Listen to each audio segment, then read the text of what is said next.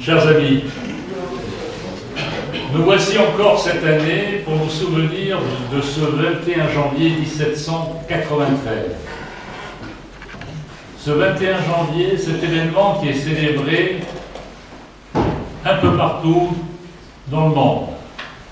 À New York, à Varsovie, à Berlin et même à Beyrouth. Pour Raymond Poincaré, cet événement constitue un véritable suicide collectif. Car en tuant le roi, les conventionnels condamnaient à l'oubli l'histoire millénaire de la France. Il créait ainsi une nouvelle France, terme repris aujourd'hui, comme vous le savez, par M. Mélenchon. La question qui se pose, est-il encore utile aujourd'hui de se souvenir d'une mort vieille de plus de 200 ans? Pour nous, il s'agit de se souvenir que l'histoire de France n'a pas commencé en 1789, mais qu'elle plonge ses racines dans le passé millénaire, ce passé millénaire que le roi incarnait. Il s'agit pour nous de faire de cette mémoire un socle d'espérance pour le présent. Se souvenir de Louis XVI, c'est accomplir un acte de résistance citoyenne contre l'amnésie. Bonjour, Monsieur Berkoff, ou plutôt bonsoir, et merci de nous consacrer cette soirée. Et cela malgré un emploi du temps que nous savons très chargé. J'en sais quelque chose. Je tiens également à remercier Madame et Monsieur Weber, vieux militants royalistes d'Action française, et actuellement Monsieur Weber, président du Cercle algérianiste, qui ont rendu possible votre présence parmi nous. Durant ces conférences, nous avons toujours eu le souci d'inviter des personnalités extérieures à notre mouvement. C'est une constante de notre famille de pensée. Il y a encore 8 jours, à Paris, M. Marcel Gauchet s'exprimait à propos de son dernier livre sur Robespierre, dans les locaux parisiens de l'Action française, à la rue Croix-des-Petits-Champs. Avant lui, M. Zemmour, M. Villiers, M. Buisson l'ont précédé. Monsieur Berkoff, il convient habituellement de présenter l'orateur à l'auditoire. J'ai donc voulu peut-être, et sans doute de manière un peu maladroite, me rompre à cet exercice. Ce faisant, je dois avouer, cher Monsieur Berkoff, que j'y ai renoncé aussitôt.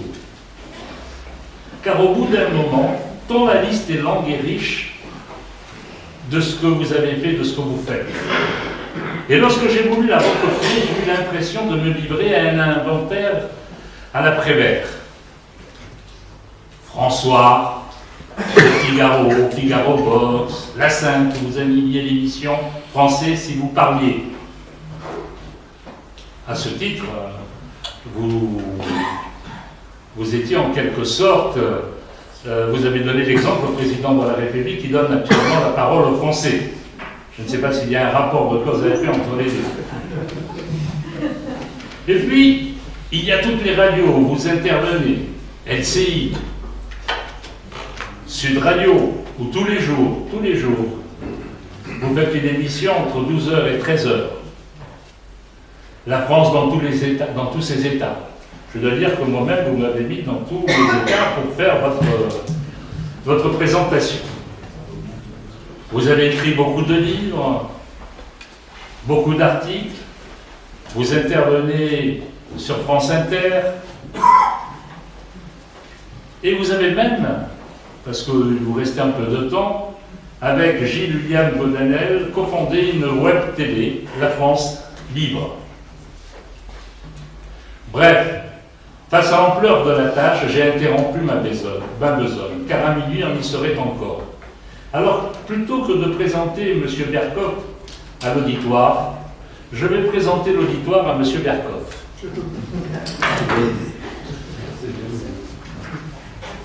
Ce soir, M. Berkoff, vous avez dans cette salle des hommes et des femmes qui aiment leur pays.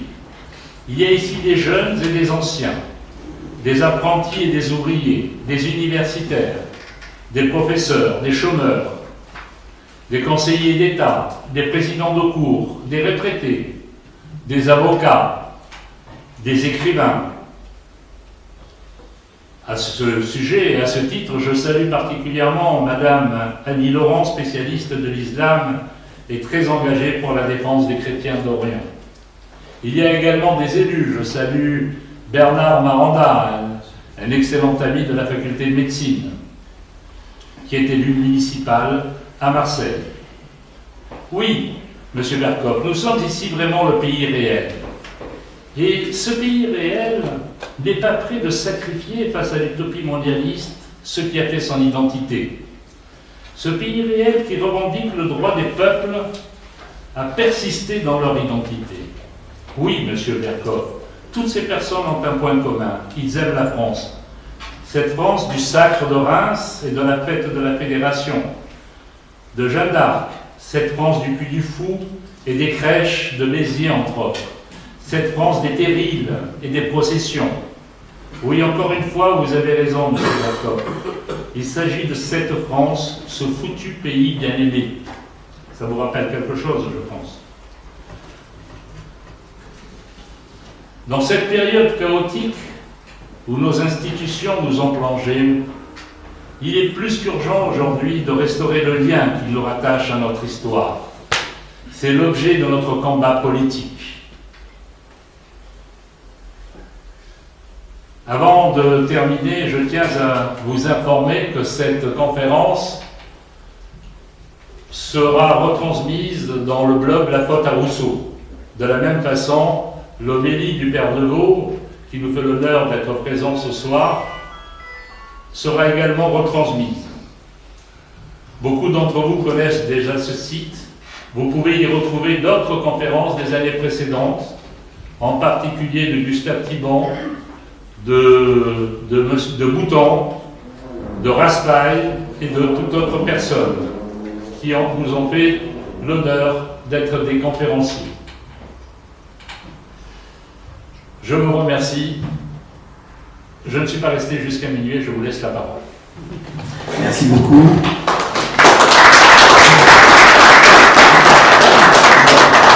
Merci de votre accueil, merci de votre hospitalité. Je dois dire que quand M. Hubert m'a appelé pour venir, je lui ai d'abord dit et d'emblée que bien sûr que l'histoire, bien sûr que la royauté me passionne, mais je ne suis absolument pas, et je tiens à dire d'emblée, un spécialiste. Là, je ne suis pas un historien, et je ne suis pas un spécialiste de la royauté. En revanche, ce que vous avez dit, ce qui m'a touché, c'est qu'évidemment, comment peut-on dissocier 1500 ans d'histoire de France? Il suffit d'aller se promener, promeneur solitaire, promeneur en groupe, d'aller dans n'importe quel coin de ce pays pour savoir effectivement un monastère, un prie-dieu, une cathédrale, un estaminet. Enfin, il suffit, nous ne parlons pas des signes religieux, mais on apparaît même quand on est devant le Procope et qu'on sait qu'en 1636, c'est là que Molière se retrouvait, quand on sait un certain nombre de bistrots, quand on sait un certain nombre de lieux. L'histoire ne peut pas être coupée en deux, l'histoire ne peut pas être dissociée. Il faut arrêter avec le ou, ce n'est pas ça, ou ça. Vous savez, j'avais quelque chose, hier je regardais BFM TV. Personne n'est parfait. Mais je voyais, ils avaient mis en bas de leur... Ils avaient mis grand débat ou manifestation. Et je me disais, mais comment peuvent-ils dire ça? C'est grand débat et manifestation. En quoi les choses sont toujours dans cette espèce de manichéisme opposé? Non, non, non. On marche sur deux jambes et à chaque fois, il y a le temps de la construction, le temps de la contestation, il y a chaque temps peut aussi coexister dans une simultanéité qui quelquefois est créatrice. L'économiste Schumpeter parlait du chaos créatif, eh bien il y a les chaos créatifs. Mais foin de théorie, je voudrais peut-être avec vous ici essayer de parler de ce qui se passe aujourd'hui, depuis 2 mois, mais pas seulement depuis 2 mois, évidemment depuis 40 ans. En 2 mots, je vais essayer d'esquisser quelques traits, quelques pistes, mais en même temps, évidemment, après, je voudrais qu'on en débatte, et le plus important aussi, c'est le débat.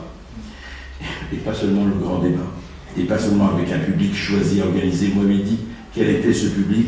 Effectivement, ce public, eh bien, c'est le public, vous savez, c'est ce peuple, un philosophe a donné ça, il y a le peuple des pirogues, il y a le peuple des arbres. Il y a le peuple qui va à travers le monde, et le peuple qui aussi a besoin de s'enraciner. Les deux coexistent et il n'y a pas à rejeter les deux. Sauf que, qu'est-ce qui s'est passé depuis quelque temps, depuis je dirais 40 ans? Il y a eu une triple sécession. D'abord, il y a eu, soyons clairs, ce qu'on appelle les élites.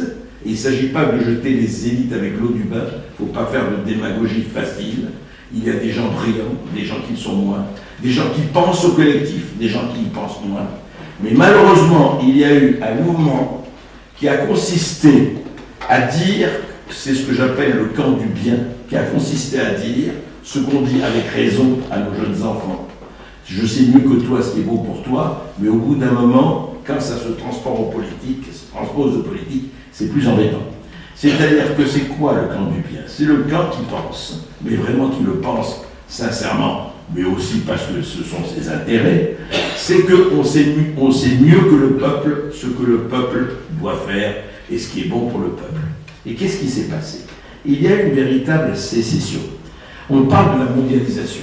La mondialisation, encore une fois, c'est la langue de Zopp, le meilleur et le pire.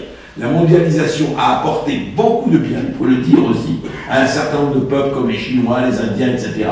Il faut le dire que la pauvreté et la misère ont très notablement diminué grâce à la mondialisation. Malheureusement, il y a eu quoi? Il y a eu un certain nombre de peuples, les peuples dits d'Occident, qui ont été, je veux dire, je ne dirais pas sacrifiés, mais un peu laissés de côté. Et c'est ce que le géographe et démographe Christophe Guilluy a appelé, pour parler de la France périphérique. La France des oubliés. La France des invisibles. Pourquoi? Il s'est passé, on a dit, voilà, qu'est-ce qui marche aujourd'hui? La mondialisation, ce sont les métropoles. Voilà, il faut les changer. Libre circulation des hommes, des idées et des biens. Sauf que dans la libre circulation des hommes et des idées et des biens, c'est aussi bien la libre circulation des stupéfiants, la libre circulation des armes, la libre circulation des esclaves et des serfs. Et pour être peut-être un peu provocateur, un peu schématique, mais il faut le dire, il y a eu, les métropoles mondialisées ont décidé de dire, écoutez, on va importer de la main-d'œuvre à bon marché, on va faire ceci, et n'oubliez pas, c'est très simple, là il faut parler de date. La date butoir. 1974, guerre du pétrole, guerre du Kippour, quadruplement du prix du pétrole, et il y a eu 2 choses qui sont passées.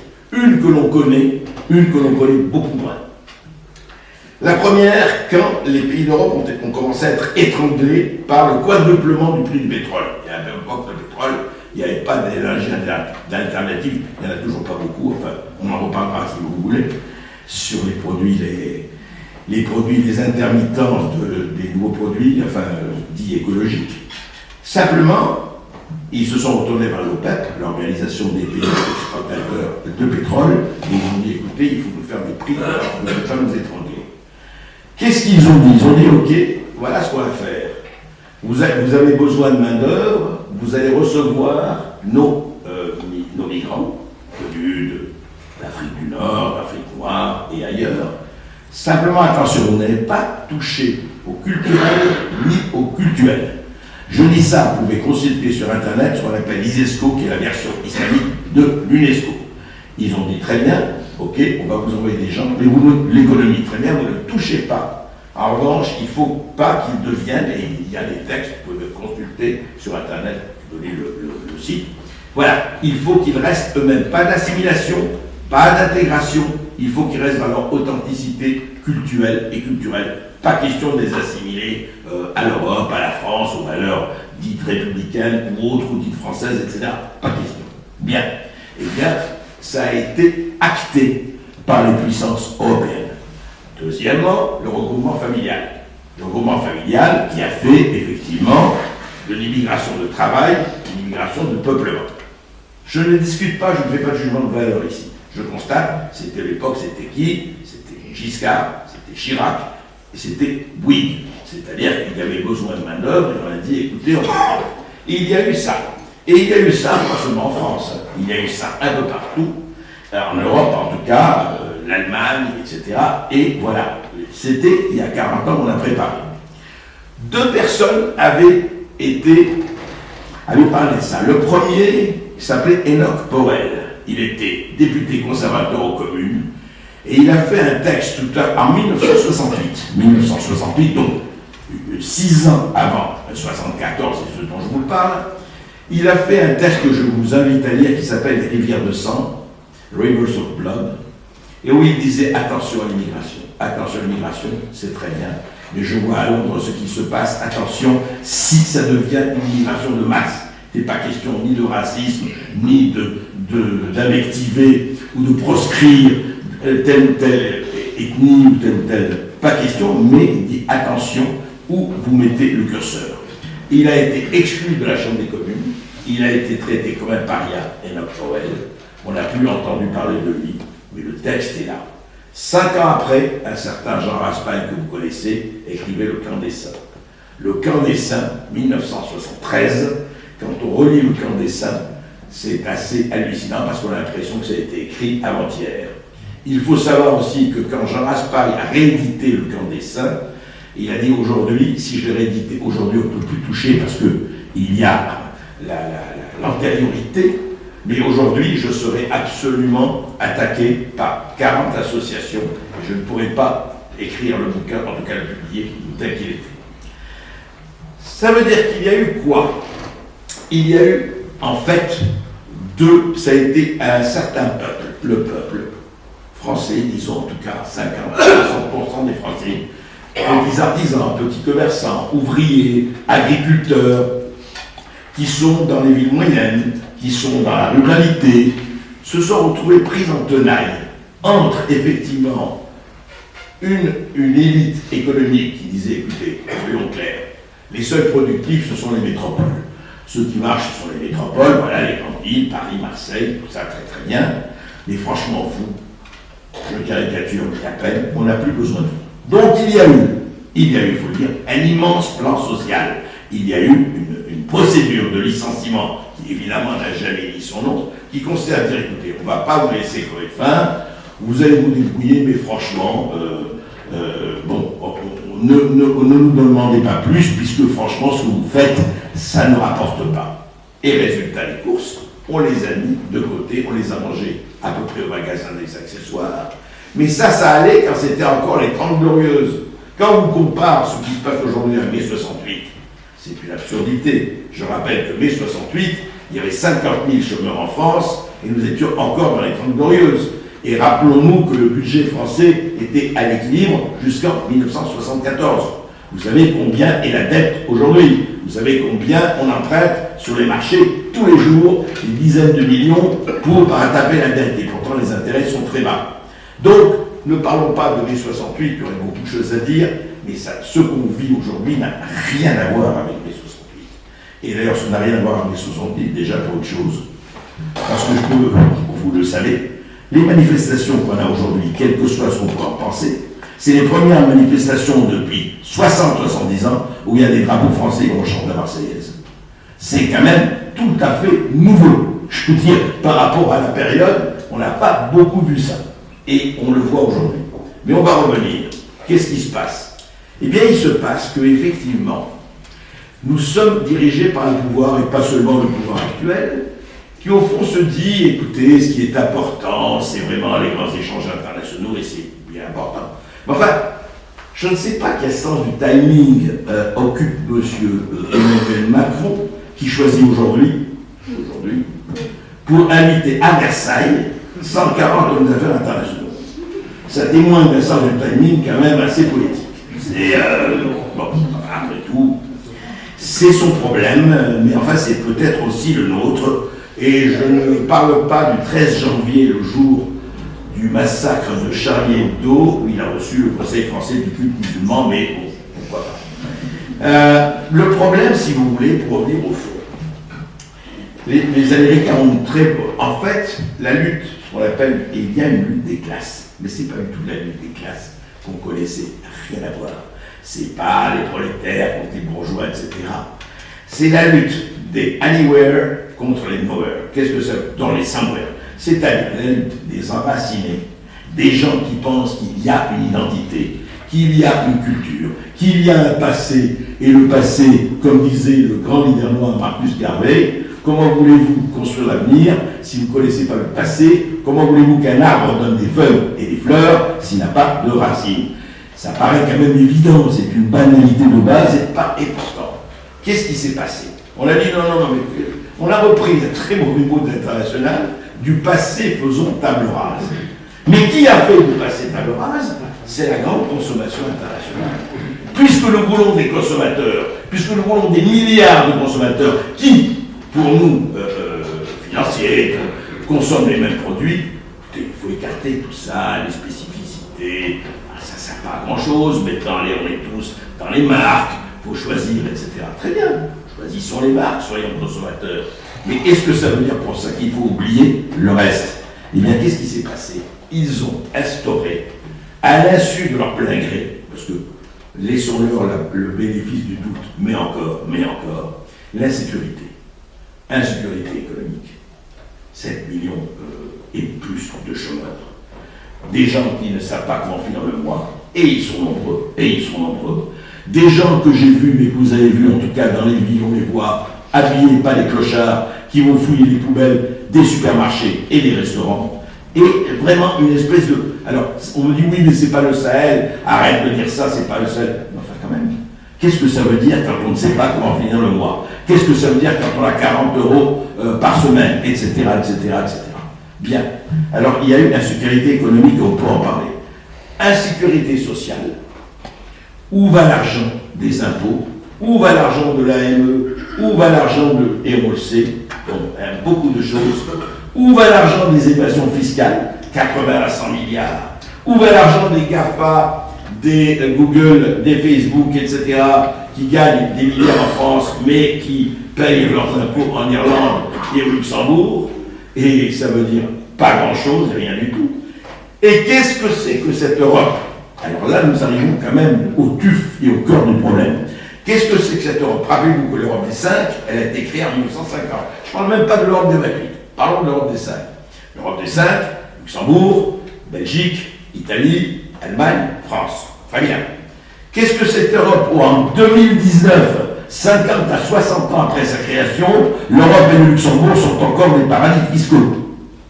Qu'est-ce que ça veut dire? Puisque vous avez aujourd'hui, je peux le citer, et pas pour l'accuser. Enfin, vous avez aujourd'hui un milliardaire, le plus grand milliardaire français, c'est M. Bernard Arnault. M. Bernard Arnault pèse aujourd'hui 50 milliards d'euros. Très bien, bravo pour lui, LVMH, Vuitton, etc.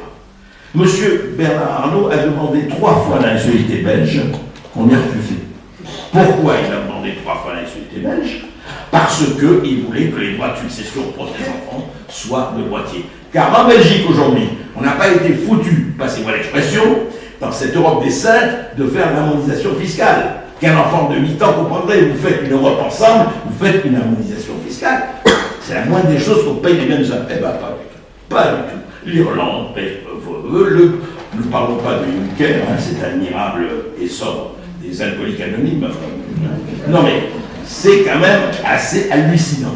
Ça reste ça. Voilà. Donc, au milieu de ça, alors vous avez ces gens-là qui sont très bien, voilà, ils disent voilà, eh bien écoutez, au commerce tout va bien, tout se passe bien. Et vous avez un capitalisme, il faut le dire, de connivence. Parce que ça aussi, moi je ne suis pas anticapitaliste, pas le problème du capitalisme. Le problème, c'est le capitalisme de connivence. Qui je nomme les gens les plus compétents, les gens qui font le job, ou les copains et les coquins. Ça change tout.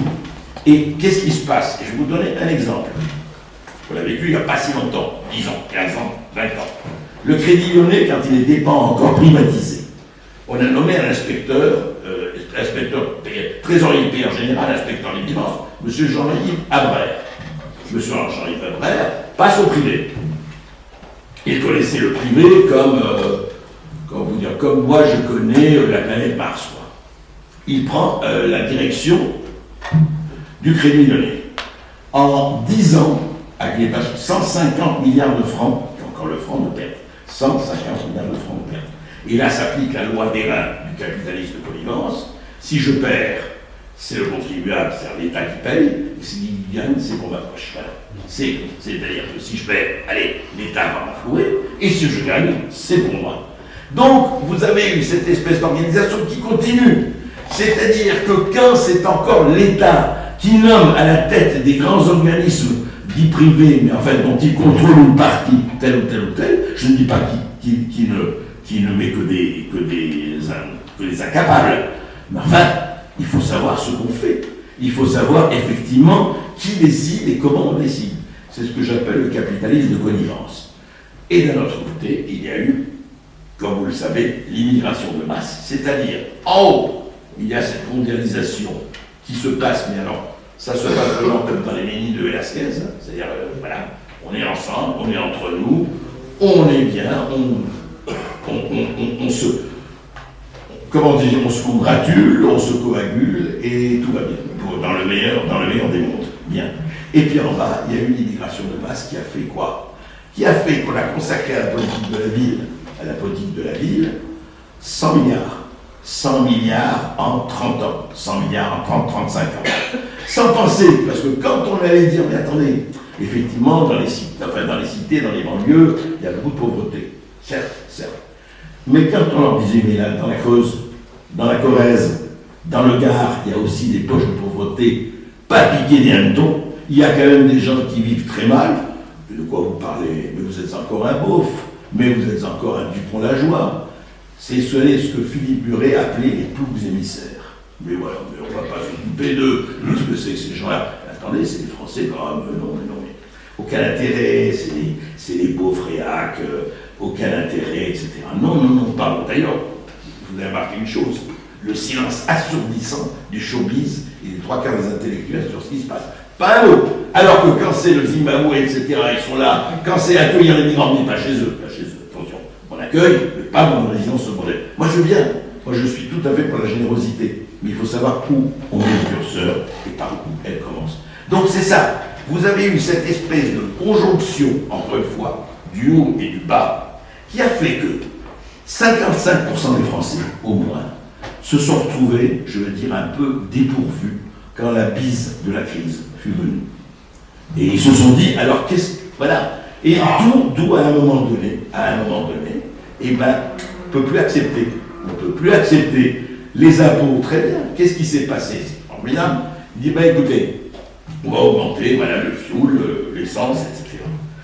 Et pour quelqu'un qui a besoin de sa voiture, mais la personne qui est là où il est, et je ne vais pas attaquer simplement l'énarchie, encore que c'est un énarque qui m'a dit que la première réforme à faire en France, c'est de brûler les nains. On va finir avec ça. Il m'a dit ça, c'est la première réforme véritablement faite, c'est de brûler les nains. Pourquoi?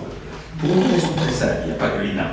C'est que quand vous n'avez aucun risque, quand vous n'avez pas la culture un tout petit peu du risque, eh bien, quand on sait que si je suis à l'inspection des finances, à la Cour des comptes ou au Conseil d'État, c'est à vie. C'est à vie, ma retraite est à vie, etc. Je ne risque rien. Et je peux aller en privé, et je reviendrai du privé si ça n'a pas marché ou si ça a marché. J'aurai ma retraite, mon ancienneté, etc. Donc, quand vous avez des gens qui sont effectivement habitués à se dire, mais de toute façon, je ne risque rien, ils ne peuvent pas avoir le raisonnement d'un agriculteur, d'un paysan, d'un petit entrepreneur, d'un petit artisan qui ne sait pas s'il aura ses commandes à la fin du mois ou pas. C'est humain. C'est humain, mais malheureusement, ceci n'a pas été exposé, ceci n'a pas... Voilà, mais c'est normal, c'est comme ça que ça fonctionne. Ça fonctionne comme ça depuis 50 ans, 40 ans, donc écoutez, on ne va pas changer les choses. Mais résultat, il s'est passé, on l'a bien vu. Regardez ce qu'on appelle la classe ouvrière, la banlieue rouge qui votait il y a encore 40 ans communiste à 60%. Où elle vote un autre, vraiment d'un camp, d'une extrémité du spectre à une autre extrême, pas l'extrémité du spectre, parce qu'ils ont vu qu'on ne les écoute, non seulement on ne les écoutait plus, mais c'est comme s'ils n'existaient pas. Alors ils vaquaient avec leurs occupations, Et plus que ça, on leur laisse, comme disait Michel Audiard, que l'impôt sur les eaux. Et donc, on leur dit, voilà, eh bien, écoutez, non, il faut payer, il faut payer. Et pourquoi? Parce que ça a été extraordinaire, même si une erreur de communication qu'un enfant de 10 ans ne ferait pas. Pour l'écologie. Pour l'écologie. Il dit, voilà, le CO2, la France joue son rôle dans l'écologie. Bien sûr qu'il y a des choses à faire pour l'écologie. Mais la France, France, il faut bosser, sachez, la France dépend, enfin, consomme, émet, pardon, 0,8% de CO2. Bien. L'Amérique, la Chine, l'Inde, uniquement ces trois pays, à eux seuls, émettent 65-60% des émissions de CO2 mondiales. Et vous croyez qu'il y a de la taxe carbone en Amérique, en Chine ou en Inde? Rien du tout. Rien. La France, oui. Nous, attention, nous allons nous battre tout seuls. Il y a les centrales charbon, Allemagne. Eh bien, ça pollue pour 40%. Comment? Mais non, c'est comme Tchernobyl. Les nuages se sont arrêtés à la frontière de la France. Le nucléaire à Lille, on ne va pas quand même polluer ce beau pays. Donc, vous savez que les nuages de Tchernobyl, selon nos experts et sachants. Donc, à un moment donné, il faut savoir de quoi on parle. Il faut savoir qu'est-ce qu'on est prêt à faire. Et il faut, comme toujours, il faut la responsabilité citoyenne, savoir effectivement pour qui vous votez, pourquoi. Et puis en haut, il faut ce qu'on appelle de la volonté et du courage politique. Parce que le vrai problème, c'est que la grande opération esthétique et vitale en France, c'est une grève de colonne vertébrale. C'est ça qui manque. C'est la colonne vertébrale qui manque. C'est vraiment ça. Parce que, qu'on ne dise pas, oui, bien sûr, la popularité existe. Thatcher, Reagan et compagnie. Trump, que j'ai interviewé, que je suis allé voir, que j'ai suivi dans ses meetings. On aime ou on n'aime pas Trump, c'est pas effectivement le raffinement du raffinement. Il n'empêche que lui dit, bon ben moi l'Amérique, je vais m'occuper de l'Amérique. Et quand je suis allé voir, c'est très intéressant, je vous raconte ça parce que je suis allé dans ses meetings. Je l'ai interviewé, c'était encore dans les primaires républicaines, hein, c'était avant qu'il soit élu. Et je me rappelle que tout le monde disait, tous les experts français, comme qu'est-ce que tu perds ton temps à aller voir ce type, il est fichu, il va mourir dans 2 semaines, il fait ça pour la publicité, ses immeubles, etc. Je lui dis, écoutez, quand je vais dans un meeting à Biloxi, Missouri, 35 000 personnes dans un stade de football, par moins de 2 degrés, rempli, bourré, il se passe quelque chose, et j'interroge les Américains, je dis, vous gagnez combien? Combien? On disait $1 500, l'autre $2 000, etc. Je disais, mais attendez, pourquoi vous suivez un multimilliardaire alors? Il m'a dit, mais justement parce qu'il est multimilliardaire, il n'est ni achetable ni vendable. Donc nous, ça nous intéresse. Lui, au moins, on ne va pas l'acheter et il ne va pas être vendu. Donc c'est intéressant, en tout cas, ça a permis ce que ça a permis. Pour revenir à ce qu'on disait, si vous voulez, c'est que, qu'est-ce qu'ils ont fait? Par exemple, effectivement, comment voulez-vous que quelqu'un...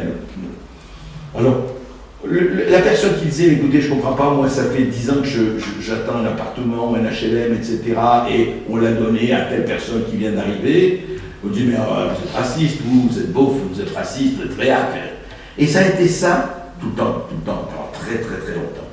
Ça a été, si vous voulez, la France des fragilités sociales, la France de la précarité, la France des gens qui sont obligés, parce qu'il y a eu ça aussi. On oublie, on dit qu'il y a eu des transferts de population et des immigrations en France. Parce qu'effectivement, quand vous groupez, ça a été une grosse erreur, tous les gens venant d'un bel pays ensemble, et ben les autres ne s'accoutument.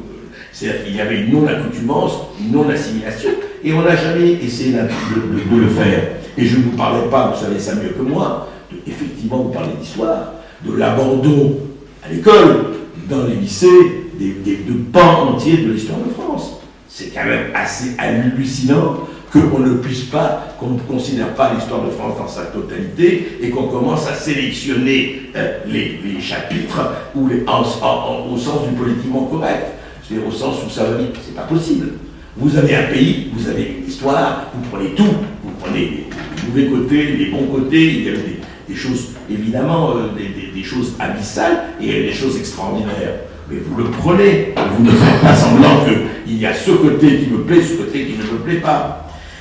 Et ce qui fait que tout ça a continué jusqu'au moment où il se passa que ce peuple, en insécurité culturelle, en insécurité économique, en insécurité sociale, eh bien à un moment donné, qu'est-ce qui s'est passé? C'est qu'on lui a dit, écoutez, il faut, si vous pensez bien, il n'y a pas de frontières, il n'y a pas de limite. Alors c'est quoi pas de limite? Pas de limite. allez, théorie du genre, écriture inclusive, on va s'occuper que des minorités, quelles qu'elles soient. Minorité sexuelle, minorité ethnique, minorité ceci, minorité cela. C'est très bien. Moi, je suis absolument pour le droit des minorités. Enfin, est-ce que la majorité doit être forcément traitée comme une espèce d'animal inutile? Je crois pas. Et il s'est passé ceci, et no borders, no limites, c'est-à-dire que tout se vaut, tout va bien. Regardez ces histoires du genre, regardez l'histoire de l'écriture inclusive, tout ce qu'il y a eu, enfin, ces absurdités totales. Et à un moment donné, la main dit elle bout. Et quand on arrive au moment où effectivement le gâteau qui était grand, encore une fois dans les 30 glorieuses, jusqu'aux années effectivement 75-80, eh bien ça s'est retourné, les crises n'ont rien arrangé, le gâteau s'est rapetissé, le gâteau s'est givaroisé.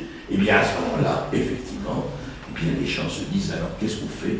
Qu'est-ce que vous préparez pour l'avenir? Pourquoi l'ascenseur social est rompu et je ne peux même pas prendre l'escalier de service et je ne sais pas si mes enfants pourront encore gravir des escaliers? Il y a eu un problème. Il y a un problème. Et c'est ça qui s'exprime, notamment dans les mouvements d'aujourd'hui, mais pas seulement. Pourquoi on dit les jeunes millions, ils sont que 80 000, 100 000, c'est rien? Oui, sauf que dans tous les sondages, et je ne dis pas spécialement les sondages, mais il y a énormément, 60% des Français qui continuent à les soutenir. Pourquoi? Parce qu'ils font ça par procuration, parce qu'ils savent qu'il y a un véritable problème et que ce problème, on ne peut pas l'éliminer du chitinode en disant mais oui, mais non, mais il n'y a pas de problème, il faut comprendre, tout ça c'est de la démagogie. En même temps, à qui vous parlez? Et le problème qu'il y a eu aussi bien dans les médias, je le dis, dans les médias que dans les salles du pouvoir, c'est qu'on se parlait entre nous. On se parlait, on parlait, en tout cas un certain nombre de gens parlaient pour leurs collègues, parlaient pour leur père, évidemment. Évidemment que quand je ne connais pas les gens, et pourquoi ça les a gênés là? Parce que tant que ça se passait dans les cités, tant qu'il y avait, et Dieu sait si la police, il y a, comme vous le savez, des zones de non-droit, des territoires interdits de la République, ça existe, ou même les pompiers ne peuvent pas arriver parce qu'ils se font caillasser. Les pompiers, ils ne sont pas armés, ils viennent pour sauver des vies, ils ne viennent pas pour affronter, et bien même eux sont caillassés. Et bien quand il y a ça, quand on arrive à ça, eh bien c'est qu'il y a un véritable délitement social. Et là on s'est préoccupé. En revanche, les gilets jaunes, quand ils arrivent aux Champs-Élysées, avenue Montaigne ou ailleurs dans les grandes villes, ah non, ça va pas du tout. Alors là, rentrez chez vous, là, vous me gênez beaucoup. Et c'est évidemment beaucoup plus facile d'affronter un gilet jaune que d'affronter un dealer de drogue qui a sa Kalachnikov prêt. Donc le rapport n'est pas tout à fait le même.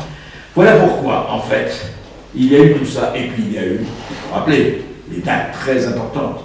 Référendum sur la Constitution européenne de 2005, c'est resté ça. Les Français votent à 55% contre la Constitution européenne. On s'assied dessus, et en 2007, on vote le traité de Lisbonne. C'est-à-dire qu'en fait, on leur dit, écoutez-vous, encore une fois, votez une fois tous les 5 ans, puis rentrez chez vous, et puis ne vous mêlez plus des adultes, vous allez jouer dans votre bac à sable, et puis on s'occupe de vous. Sauf que le bac à sable, ça suffit. Et c'est bien ça le problème. Voilà pourquoi, effectivement, il y a cette espèce de colère, il y a cette espèce de rage. Et ça ne veut pas dire que ce n'est pas un pays extraordinaire, au contraire. Ça veut dire que parce que la France est la France, parce que je vais vous dire pourquoi la France est la France, ça qui est extraordinaire, c'est juste une anecdote. Savez-vous que aujourd'hui, dans 40 pays, les manifestants mettent des gilets jaunes, dans 40 pays du monde. Alors, je ne sais pas s'il faudra mieux, mais la France reste exemplaire. Merci.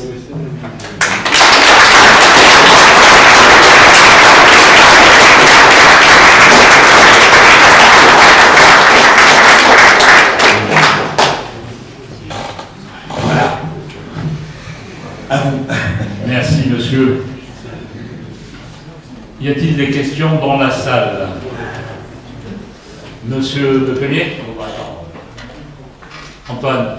Oui, dans tout ce que vous avez dit, au fond, est-ce qu'il n'y a pas un élément essentiel, vous avez esquissé peut-être sans suffisamment préciser, qui est la mutation qui s'est opérée en matière économique?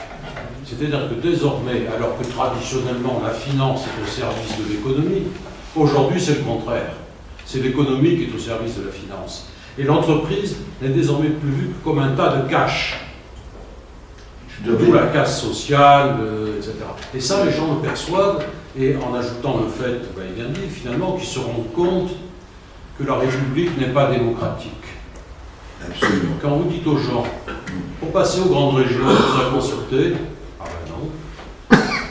Pour l'imposition des métropoles, j'habite Aix-en-Provence, je vois nous a imposé, alors que 48 communes sur 50 étaient contre. C'est l'État qui a imposé. Et on l'a imposé. Et je crois que tout ça joue, les gens se rendent compte qu'ils se font avoir. Alors je vais vous dire tout à fait, d'abord la financiarisation de l'économie a été effectivement un des phénomènes les plus importants, pour des raisons, pas eu le temps de le souligner, mais il est évident que ça a été. Mais je vais vous dire ce qui est plus grave, c'est la soumission du politique à l'économique. C'est ça le plus grave. Que ce soit sur la finance et autres. Le politique devrait être effectivement en charge, c'est lui qui est en charge de la société, de la collectivité, de l'avenir de l'État, etc. Je vais vous dire, encore une fois, ne croyez pas que je vais faire du Trumpisme de primaire, mais quand Trump, par exemple, a regardé les sociétés de hedge funds, vous savez, les sociétés de spéculation financière, qui ont aujourd'hui 2000 milliards de dollars en dehors des États-Unis. 2000 milliards de dollars, de trillions de dollars. Il leur a dit, écoutez, c'est très simple, cet argent, il faut le rapatrier. C'est pas possible. Alors, il dit, c'est extrêmement simple, parce que moi j'ai des moyens. Si vous le rapatriez, vous n'aurez que 10% d'amende. Si vous ne le rapatriez pas, vous aurez 50% d'impôt sur le... Eh bien, je vais vous dire, ça a été rapatrié. Apple l'a rapatrié. General Motors, qui a l'État dans l'État, l'a rapatrié, etc. Encore une fois, le plus important, vous avez raison, la financiarisation de l'économie, malheureusement, en dépit de la crise de 2008 des subprimes, est restée. Elle est toujours là. Et malheureusement, on risque de récession. Et j'ai beaucoup d'économistes qui m'ont dit il y a un véritable risque de récession en France et en Europe. Il n'est pas du tout écarté. Mais le vrai problème, encore une fois, nous revenons à la colonne vertébrale et aux politiques. Que font les politiques? Alors, s'ils sont effectivement élus par un certain nombre de financiers et d'hommes d'affaires, effectivement, ça va être difficile. Parce que qui met la laisse et qui met le collier? Je crois qu'il y avait d'autres questions, oui. Oui, Jean-Claude. La migration est un problème.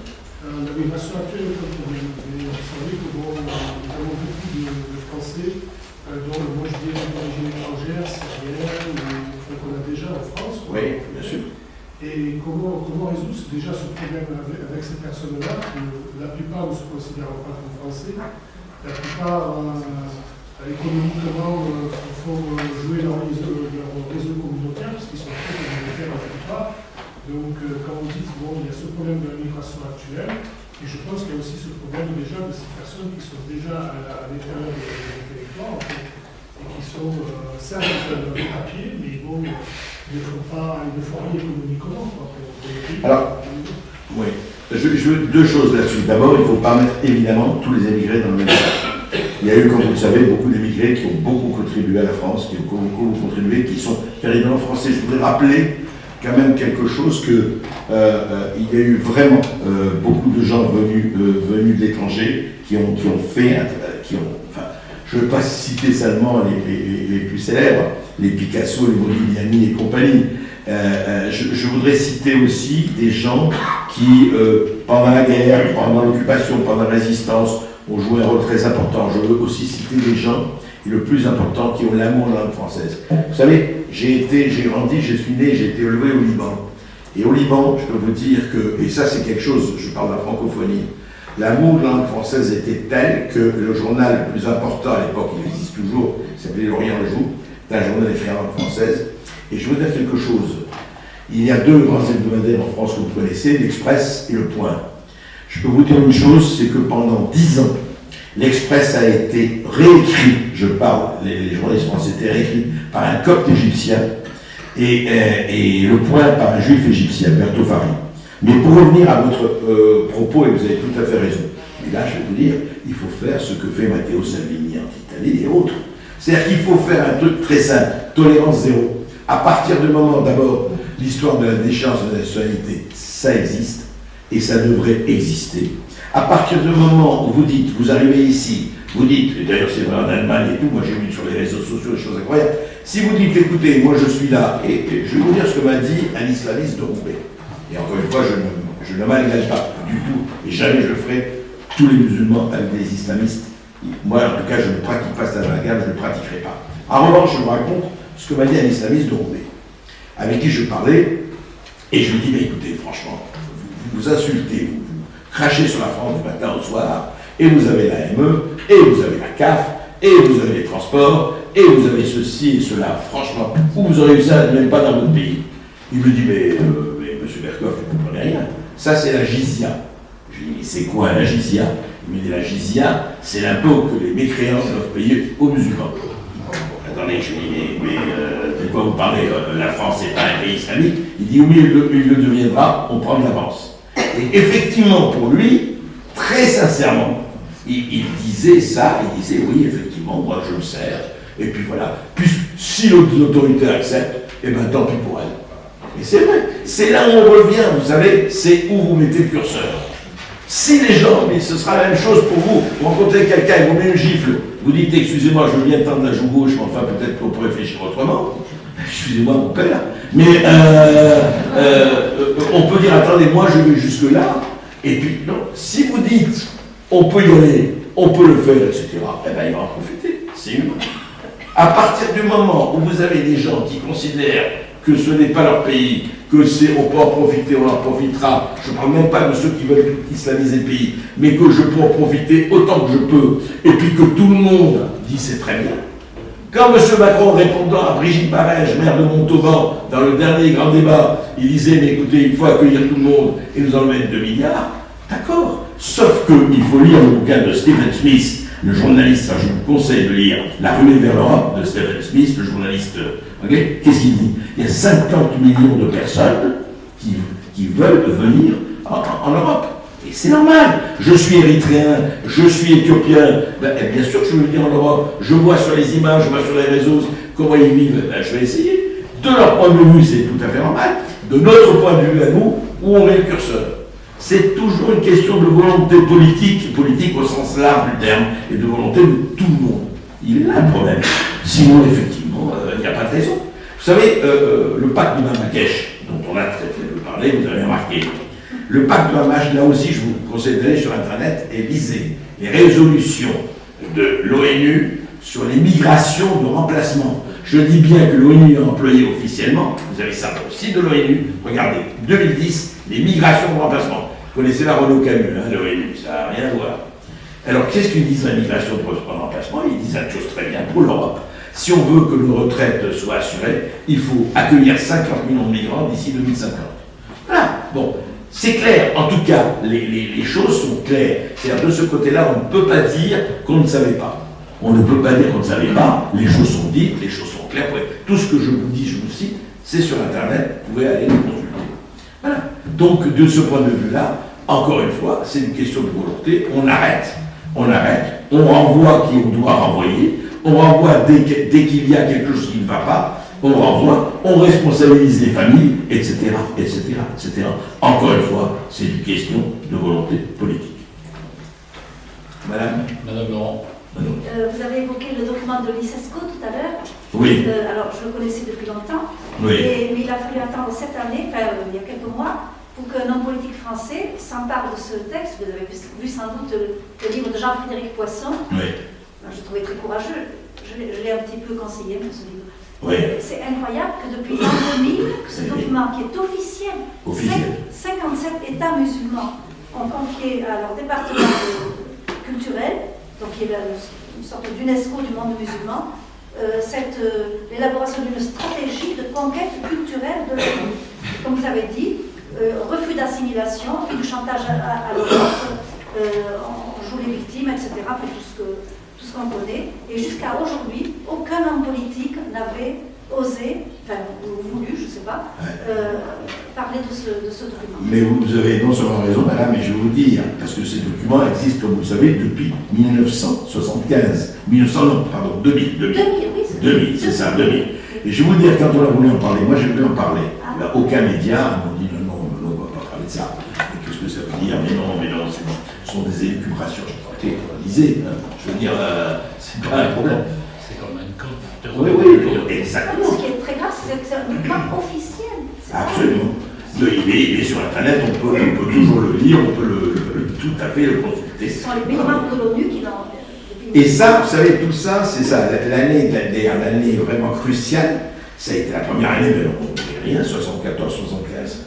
Quadruplement du prix du pétrole, ISESCO, et tout le reste a suivi, effectivement, et puis regroupement familial. Tout ça, c'était la même année, pratiquement, 74-75.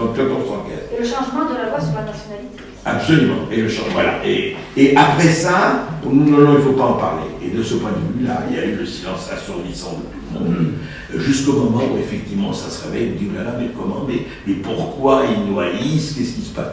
Pas ils nous haïssent. Vous avez des gens qui sont vous parlez de Hitler, vous savez, Mein Kampf a été écrit en 1923. Je veux dire, 10 ans avant que les nazis prennent le pouvoir. Donc, on peut reprocher beaucoup de choses à Hitler, mais pas sa cohérence. Tout était écrit. Et bien, le programme des islamistes, tout est écrit. Il n'y a pas de problème. On sait très très bien ce qu'ils veulent faire. Après, on prend les moyens ou on ne prend pas les moyens. Par rapport à la volonté politique, ne pensez-vous pas que l'élection du chef de l'État au suffrage universel ne soit pas une grave erreur? Parce que ça l'a mené d'emblée dans les mains des lobbies. Pour être arbitre, un chef d'État soit arbitre, en Europe, dans la plupart des pays européens, y compris l'Allemagne ou l'Italie qui sont des républiques, les chefs de l'État, le président de la République, est élu par des grands électeurs. Et dans les monarchies, le souverain est le chef de l'État. En France, le problème, c'est que le chef de l'État, pour se faire élire, a besoin d'appui et souvent de financement. Oui, alors, mais monsieur, je vous dirais que si on regarde l'Allemagne, on ne peut pas dire que ça a changé beaucoup de choses avec Angela Merkel, qui a accueilli 1 million de migrants et se prépare à en accueillir d'autres. Alors, je vais volonté politique de manière générale. Ah oui, de manière générale. Écoutez, c'est très difficile à dire. Non, mais je comprends très bien, vous avez raison d'un côté.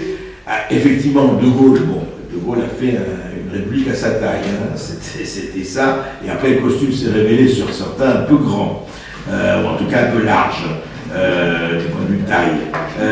Mais je ne sais pas si c'est ça. Parce que, franchement, c'est une vraie question, mais est-ce que vraiment, disons, une démocratie parlementaire serait plus forte? Il faut quand même, vous savez, des gens de décision, on parle de courage, il faut que ces gens de décision aient l'autorité et le pouvoir.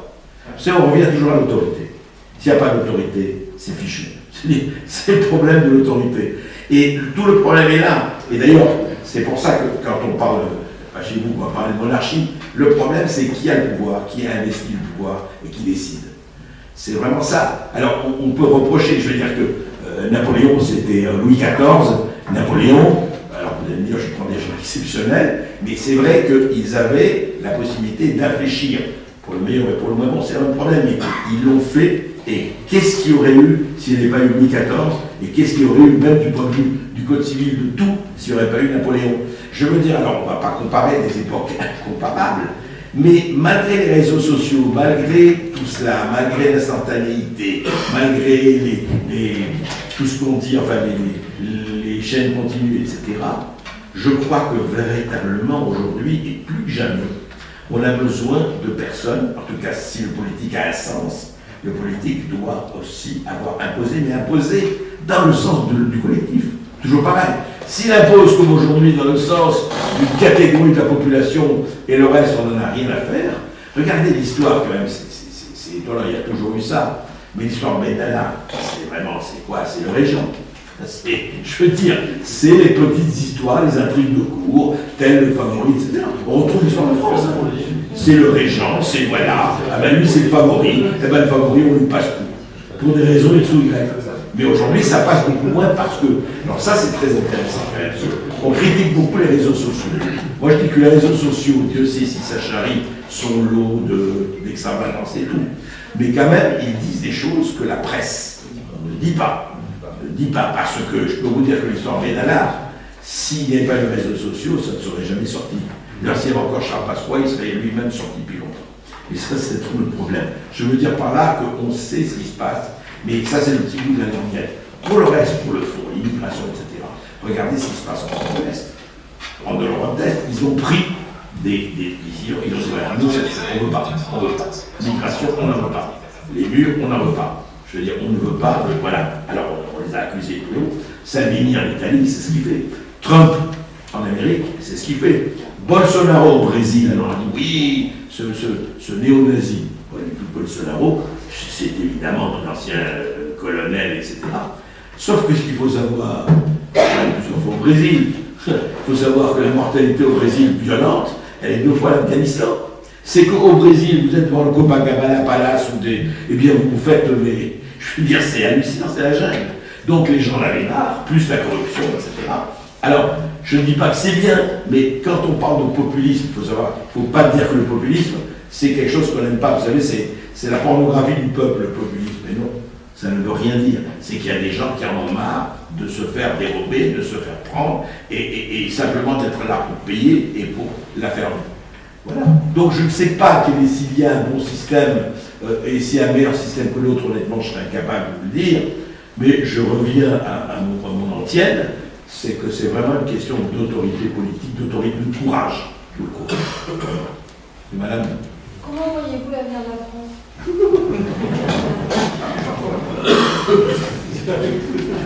Écoutez, moi je suis pas d'un tempérament Vous pessimiste. n'êtes pas devant. Pardon? Vous n'êtes pas devant, mais comment Non, mais je sais. Moi, je vais vous dire, je ne suis pas d'un naturel pessimiste, mais voilà, c'est très simple. Aujourd'hui, on a 3 possibilités. Soit on devient le Club Med pour recevoir les touristes japonais, chinois et compagnie, c'est-à-dire qu'ils seront là uniquement pour le patrimoine, et puis voilà, et on désindustrialise jusqu'à présent. Soit on devient le Frankistan, ça veut dire le roman de Houellebecq, la soumission, soit, et c'est évidemment ce que je souhaite, il y a un retour du peuple, un véritable retour de la population, et on est responsables tous là-dessus. Un véritable retour de la population. Ça passe peut-être par les référendums, ça passe par la démocratie participative, ça passe par un certain nombre de je ne sais pas, il y a beaucoup de choses à voir, mais ça implique, et évidemment c'est pas facile, parce qu'on a tous nos boulots, nos occupations, etc. Mais je crois que sans investissement de chacun quelque part, à son niveau, à son niveau de quartier, etc., je crois qu'effectivement on est mal barré. Mais je pense que ce qui se passe aujourd'hui me paraît quand même un signe, en tout cas de réveil, en tout cas un signe que les gens ne sont pas tous lobotomisés ou en train de dormir. Oui, mais est-ce que vous pensez qu'on va laisser le peuple faire, justement? Ben écoutez... Compte tenu de ce qu'on voit aujourd'hui, non? Oui, je vais vous dire, vous savez, l'histoire n'est pas écrite. Le peuple peut ne pas se laisser faire. Le peuple peuvent ne pas se laisser faire. Et encore une fois, là, c'est une question d'élection, mais c'est aussi une question de prise de décision. Et ça passe peut-être, je dirais, par une certaine violence. Je ne le souhaite pas, je ne suis pas un... Mais tout est possible. Il faut savoir ce qu'on veut. Ou on accepte, si vous voulez, un certain sort et on laisse aller, et puis on dit on verra, après tout. Et comme il y a beaucoup de gens, et moi ça ne me réjouit pas, de jeunes Français aujourd'hui, j'entends que ça, oui, mais moi je pars au Canada, moi je pars aux États-Unis, moi je pars ceci, moi je pars cela. Ah, mais mes enfants, ils partent tous, hein, comme on dit. Ben, c'est un peu triste. C'est quand même un pays formidable. Enfin, moi j'ai beaucoup voyagé chez vous aussi, mais vraiment quand je reviens en France, malgré tout, mais quel pays extraordinaire, en fait, une pays de cocagne. Et si on se laisse effectivement envahir, résignation de cynisme collectif, de résignation désespérée, et bien effectivement, ça se passera. Toujours pareil. Mais moi, le pire n'est pas toujours sûr, et je vous dis, je suis de naturel optimiste. Mais il n'y a pas de solution. S'il y a des solutions miracles, ça se saurait. On ne va pas sortir le lapin du chapeau. Mais il y a des choses à faire. Oui, oui, monsieur. Oui. Est-ce que vous pourriez nous dire quel est le rôle du groupe Bilderberg en termes de politique économique et sociale? Alors je vais vous dire, il y a eu beaucoup de fantasmes sur Bilderberg. Il y a effectivement un groupe de décideurs qui se réunit chaque année avec... moi je connais quelqu'un qui y va assez régulièrement. Il faut faire attention, c'est pas le fantasme des gens qui dirigent la planète, etc. etc. En fait, ceux qui dirigent effectivement la planète sont les financiers. Mais Bilderberg, pas plus que d'autres. C'est-à-dire, si vous voulez, à Davos, se prennent autant au moins de décisions qu'à Bilderberg. Mais par exemple, effectivement, il y a des choses qui se passent. Je citais l'exemple de George Soros, je ne sais pas si vous avez entendu parler de George Soros. George Soros a fait sa fortune, comme vous le savez, sur alors, autant moi je suis pour le capitalisme productif, autant lui c'est la spéculation. La spéculation anglaise, il pèse lui aussi 50 milliards.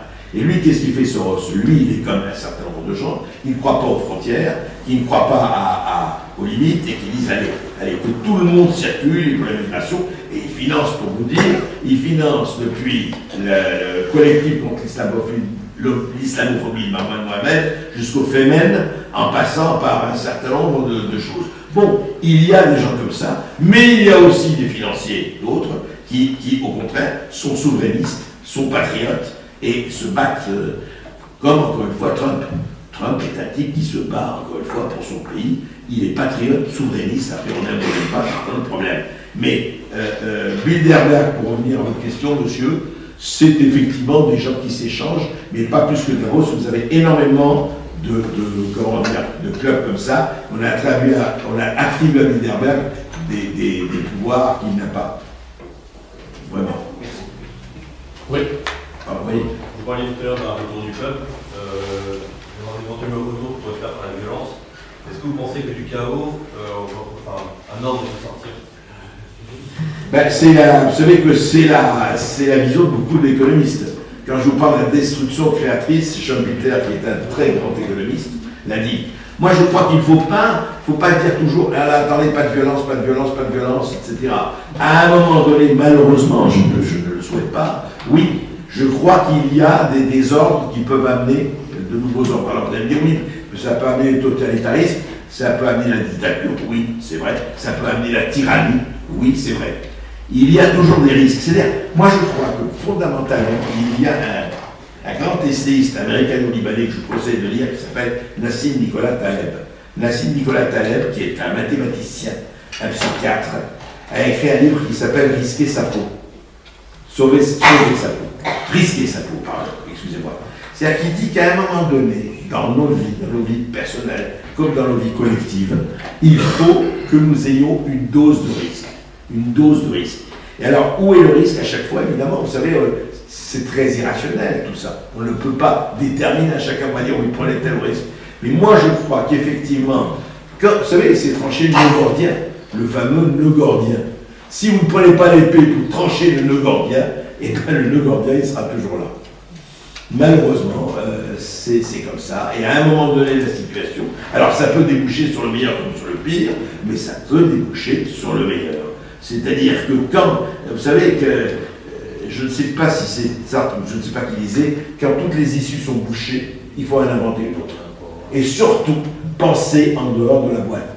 Le problème qu'on a chez nos dirigeants et beaucoup de nos intellectuels, c'est qu'ils pensent aujourd'hui en termes d'hier. Donc, autant il faut préserver hier pour ensemencer aujourd'hui et demain, autant il faut penser en dehors, effectivement, des cloisons. Parce que sinon, comment voulez-vous, la nouveauté par essence, elle ne peut pas être perçue avec nos schémas. Il faut quand même qu'on réfléchisse et qu'on voit. Donc voilà, on en est, nous, ici en France et en Europe, à ce stade. Et à un moment donné, on décide. On dit ça, on peut, jusqu'ici. Au-delà de cette limite, votre ticket n'est plus valable. Oui. Oui, on a longtemps entendu, notamment dans la bouche de Mitterrand, le propos « le nationalisme, c'est la guerre ».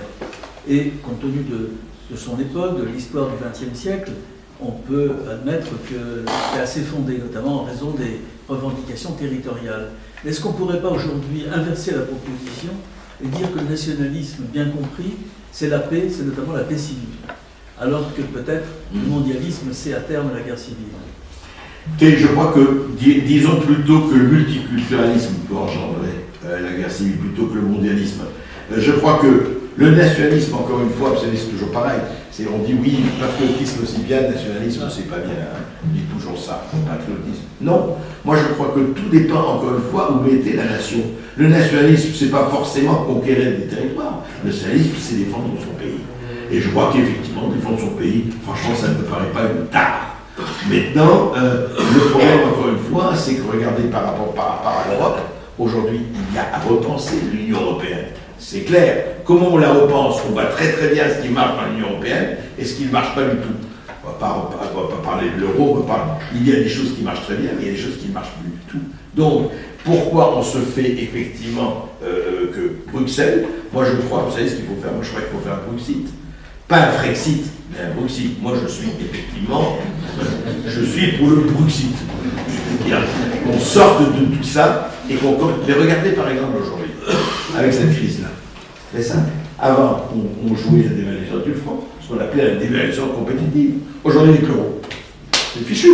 Alors, tant qu'on a des taux d'intérêt à 0,4, 0,5%, 0,8%, très bien. Mais le jour où on a un taux d'intérêt à 1, à 1,5. Après tout, ils peuvent très très bien décider ça. Vous voyez un peu la dette, comme elle monte. Mais là, on peut rien faire. C'est-à-dire que les gouvernants se sont privés d'une marge de manœuvre au lieu d'emprunter aux banques centrales, etc.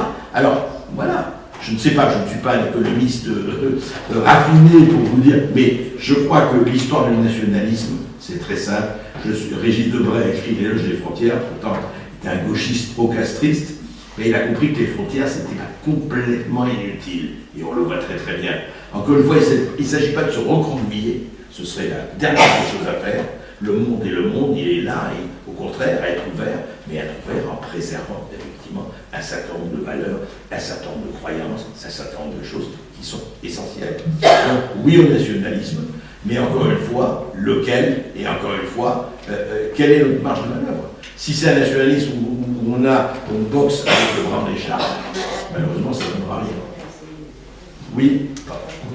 Vous ne pensez pas que le gros problème, au fond, c'est le problème de la représentation de l'État au plus haut niveau? Si on prend l'élection du président de la République, c'est une élection en à deux tours. Premier tour, on prend les deux premiers, mais les deux premiers peuvent avoir 16%, 20%. Comment est-ce que vous voulez que le peuple se reconnaisse finalement dans une telle représentation? Alors je vais vous dire, il y a une seule solution, le vote obligatoire. Il faut quand même dire aux gens, excusez-moi, je vais être extrêmement vulgaire, si une fois tous les 6 ans vous n'êtes pas capable de remettre votre cul pour aller voter, tant pis pour vous. Tant pis pour vous. Il faut savoir que si vous n'avez pas de politique, les politiques vont s'occuper de vous. C'est clair. Il faut reconnaître le vote blanc alors. Pardon? Oui, oui, mais les gens n'ont pas forcément envie de voter pour tous ces gens-là.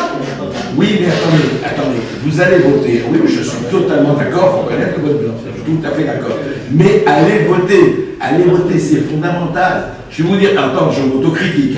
Moi, souvent, je ne suis pas allé voter, et je trouve que j'ai vraiment, et c'est un tort. Parce qu'on ne peut pas, en même temps, dire, regardez, on était 16%, ils ont été élus comme Macron, et puis tous les autres, Hollande, n'en parlons pas. Bon, on ne peut pas dire en même temps, on leur dit, oui, vous avez été élus à 16% des gens, et puis oui, mais moi, bon, vous, ça ne m'intéresse pas. Sauf que ne va pas hurler quand on fait des impôts supplémentaires. Va voir. Alors, si vous me dites, oui, mais il n'y a personne qui m'intéresse, et bien alors, vote blanc, excellent, et vote blanc reconnu, je suis d'accord avec vous. Voilà. Je crois que... Oui, pardon, là, monsieur. Oui, vous avez évoqué à plusieurs reprises des dirigeants mondiaux, des nouveaux dirigeants, on va dire. Vous en avez peut-être oublié un, c'était Poutine. Vous en pensez quoi? Poutine. Vladimir Poutine. Ah ben, Poutine, c'est le digne successeur des tsars. C'est un tsar. De sa méthode de gouvernement, je trouvais. Ah, sa méthode de gouvernement, vous savez, lui, c'est un véritable pragmatique. Lui, ce qu'il a fait, c'est très intéressant parce que, donc, il était membre du KGB, comme vous le savez, il a été élevé dans cette structure-là. Mais qu'est-ce qu'il a fait? Très intéressant, lui. Et c'est pour ça que, de ce point de vue, avec l'Amérique et la Russie, même si aujourd'hui ils ne s'entendent pas, ils vont s'entendre. Et d'ailleurs, j'ai un scoop pour vous. Ils vont créer une monnaie unique. Imaginez l'alliance du rouble et du dollar qui donne le roublard. Quelle monnaie!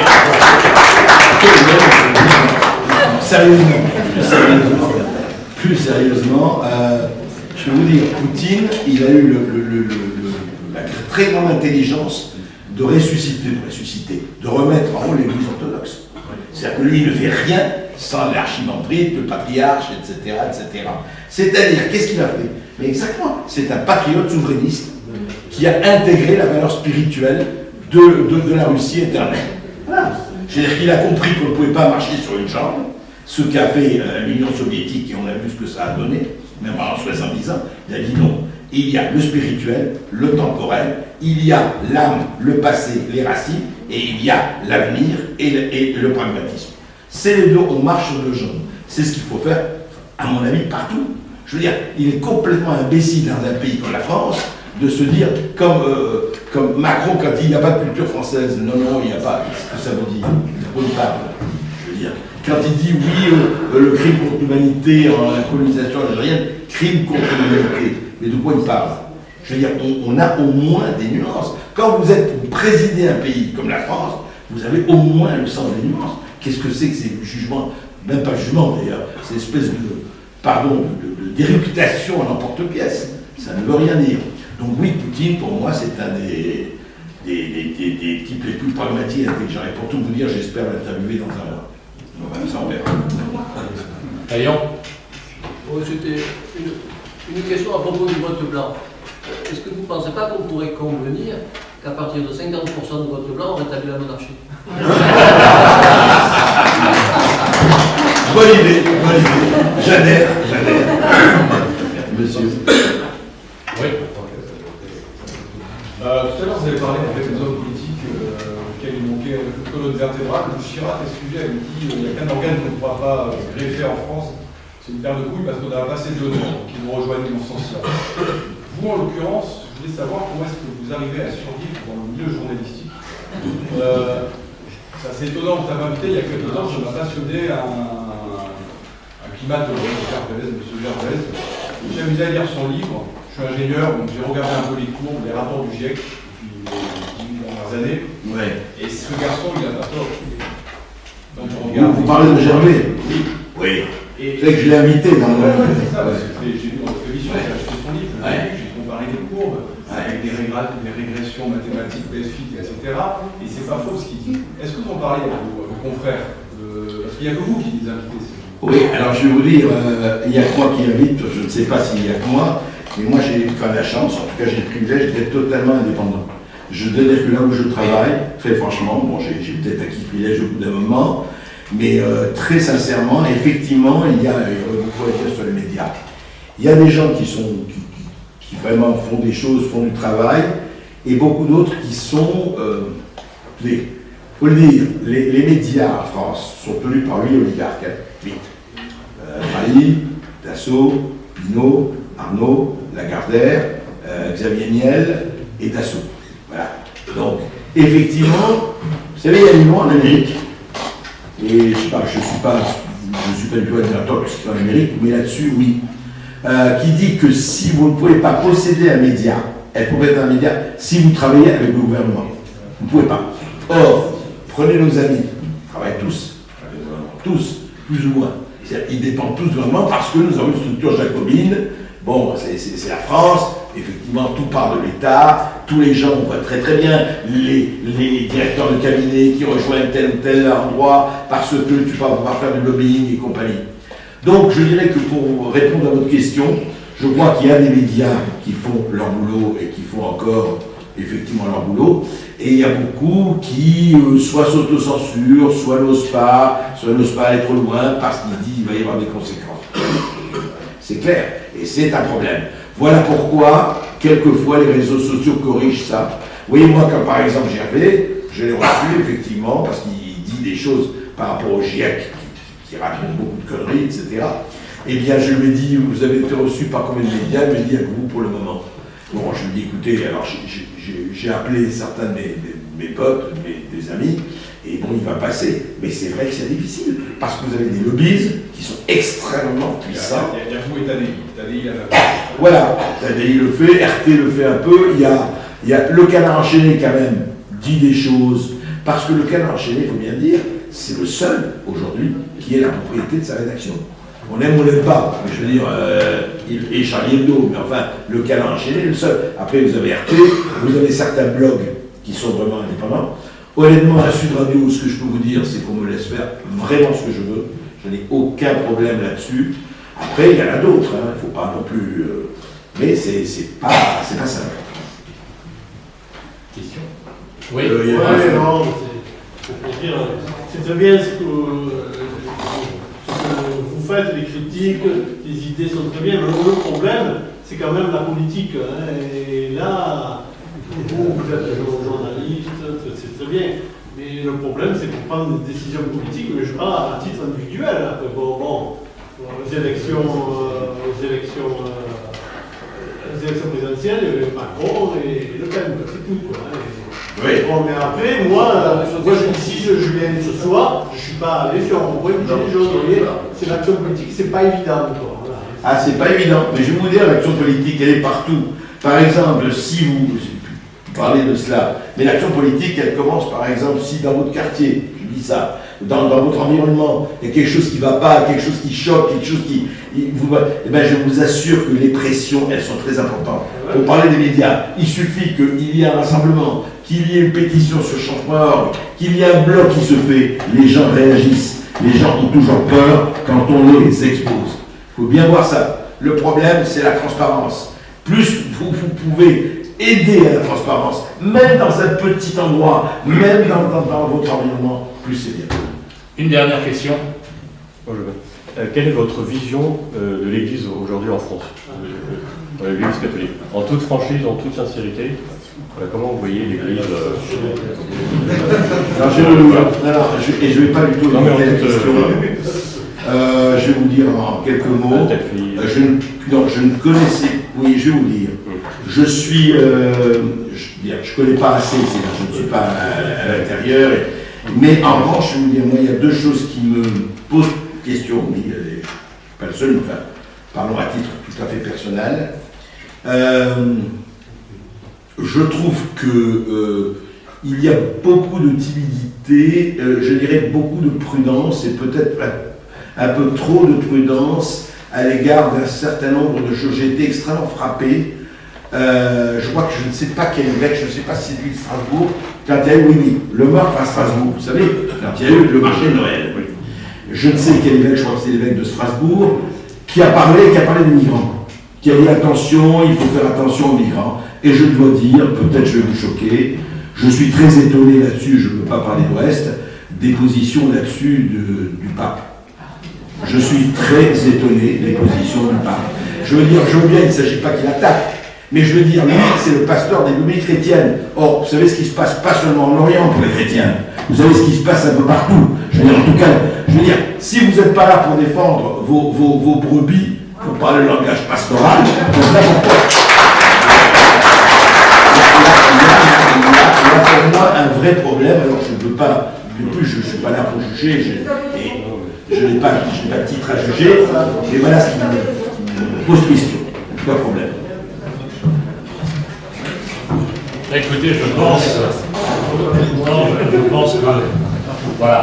Donc je vous remercie.